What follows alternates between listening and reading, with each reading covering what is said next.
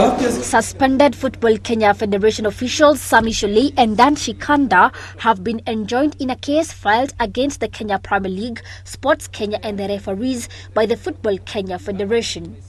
In a ruling made on Friday at the High Court by Lady Justice Roslyn Aburili, the two who were elected on October of 2011 as a national vice chairman and the chairman of the Nairobi branch respectively will participate as interested parties, with the judge stating that football has many stakeholders and therefore no good grounds to block them from participating in the case.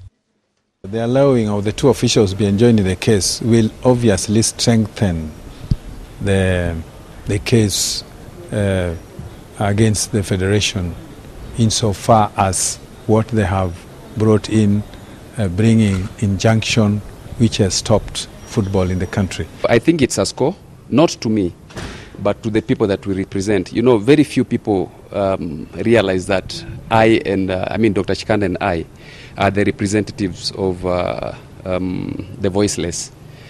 So it's a big win.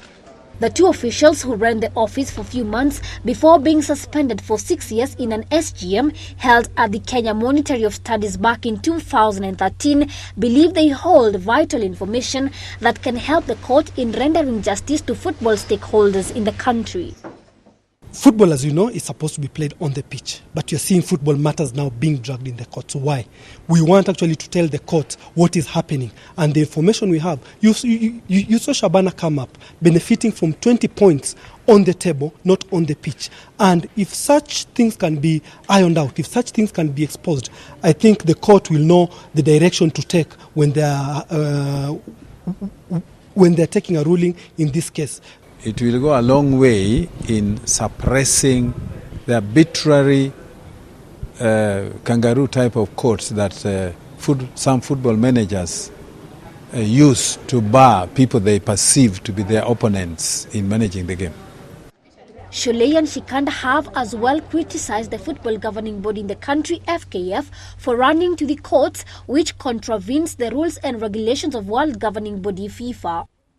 According to the federation, the two officials were banned for taking football matters to the court. The two have denied ever stepping into the courts, saying that the papers were forged and wondered why the federation itself is at the courts.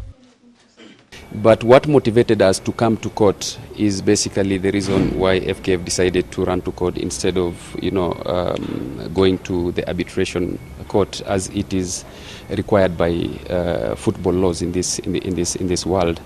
With the elections just around the corner, Dan Shikanda has accused Sam Nyamoya of trying to get his opponents out of the way, with doing away with Kenya Premier League being his strategy to cling on to power by promoting his teams to ensure he gets voted in the general election.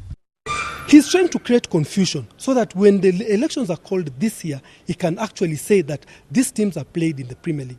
I mean, you don't wake up one day and promote 16 teams. Do you care about standards? This guy does not care about anything. And it's unfortunate that as Kenyans, and maybe I may touch on the government, we are actually accepting mediocrity as a standard. You cannot let the biggest industry in the world to be run like this. As the battle continues to play out at the corridors of justice, the major stakeholders, who are the local footballers plying their trade at the Kenya Premier League, continue to be locked out as the league is currently on hold. Same as the referees who have been dragged to the courts by the federation. The case continues on Monday with the second ruling of contempt of court, where the federation, through its lawyer Eric Mutua, has accused Jack Guda, the Kenya Premier League CEO, and Ambrose Rachel, the KPL and Gor Mahia chairman, of failing to obey a court order directing that no KPL match should be played. FKF is seeking a 6-month jail term for the two officials. The ruling by Lady Justice Roslyn Aburili is among the three that awaits decision, with football matters returning to the court on Monday with a ruling on alleged contempt of court by Kenya Premier League officials before the major case pitting the Federation and KPL resumes on the 13th of this month. Florence Ndongo, GBS News.